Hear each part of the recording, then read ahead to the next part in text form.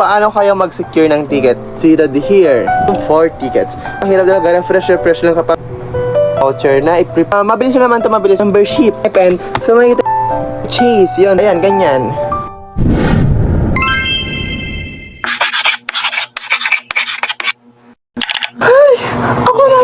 Hey guys, it's me, Luigi, and welcome back to my YouTube channel. So for today's video, meron kasi nag-comment sa new post ko na sabi, paano po mag-secure ng ticket? Yeah, so naisip ko, paano kayo mag-secure ng ticket? Anyway, so without further ado, very much mga nanood ng ating, diba, it's like MMing vlog. So guys, di ko ina-expect na ganyan kayo. So MMing vlog ko lang yan guys, MMing vlog ko yan, but nakaabot siya ng 1.1k, so my like for thankfully.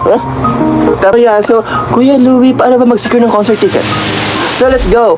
Tuturuan ko lang kayo kung paano mag-end shoutout to Kiki! Nag-edit na naman ng person, so mayroon pang mga quizzes yan. So let's gonna do a quick vlog lang. Kasi mayroong quiz ako mamayang 4. So saan ko pa ilalapag ang video? Dito na.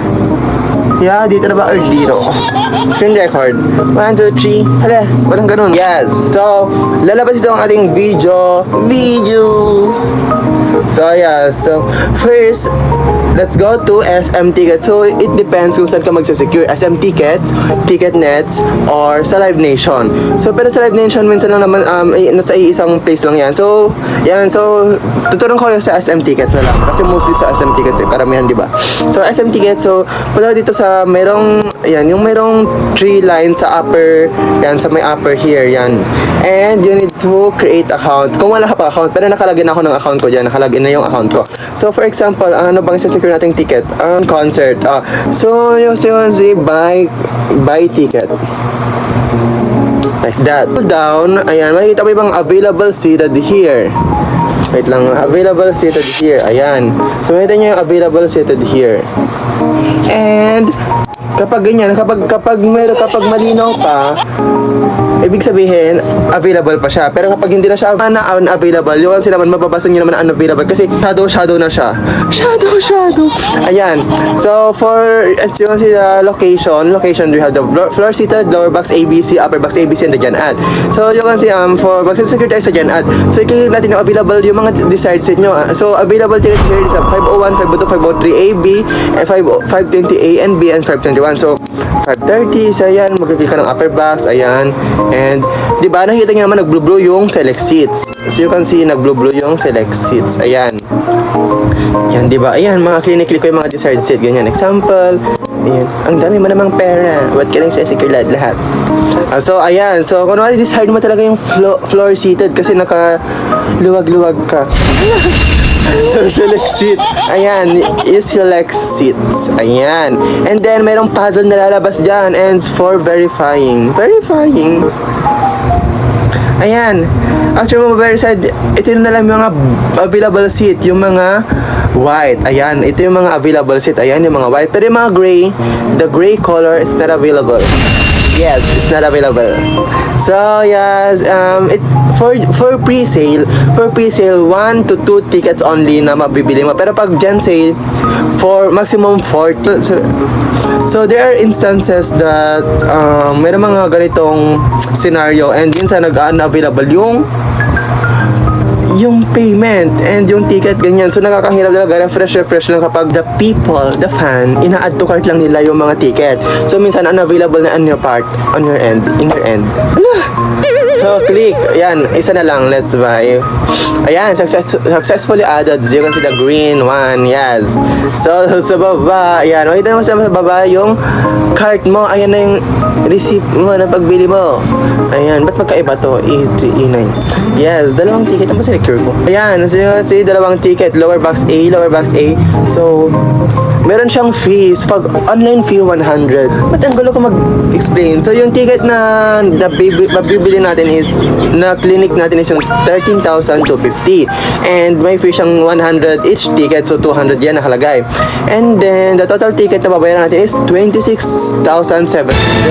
And the online payment method, as you can see, we have the Visa, credit card, Maya, GrabPay. And then, you need to agree.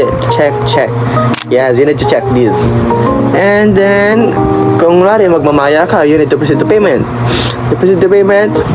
Maya, kung pwede, yan, if you want to, QR code na lang, yan o, you can see, Yes, click here. QR code. Yes. And then, the QR code. After that, pag nakasecure ka na, pag nag-payment na yan, tuloy-tuloy na yan, nag-secure na yan. And you can go to your my account. Wait lang.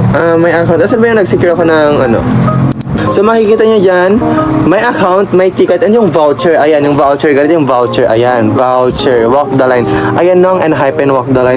Voucher. Yes. And if you click the view voucher, magdadirect na siya ng download. Download. Yes, didiretso na siya ng download. And ano ba yung voucher mo? And ganito yung voucher. Ayan, ganito yung voucher na i-print mo.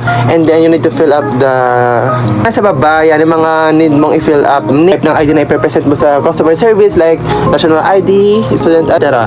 Tapos date, tapos the ID number, and then fill up ulit, yung ganyan. And i-claim mo na yung ticket mo. So, yun. So, paano naman pag-pre-sale? Pag pre-sale, di ba sinasabi nila na kailangan mong mag-membership. So, sa membership, it's either depends to the artist that you want to go. Hala, kasi, nung Zero Base 1, nag-membership ako sa Plus Chat. Like, Enhypen, Boy Next Door, 17. Sa Weverse sila. Sa Weverse, then, this is the Weverse. You need to download and create an account in Weverse. Then, this is the Plus Chat. Asan mo? Plus Chat. And this is the Plus. Yung mga nasa Plus Chat na artist. Ipapakita ko na lang here, for example, mag-screen record eh. So, mabilis lang naman to, mabilis lang naman to. And then, kasi next door, naka-membership na ako. Oh, here, hindi siya like example, may concert ang N-Team.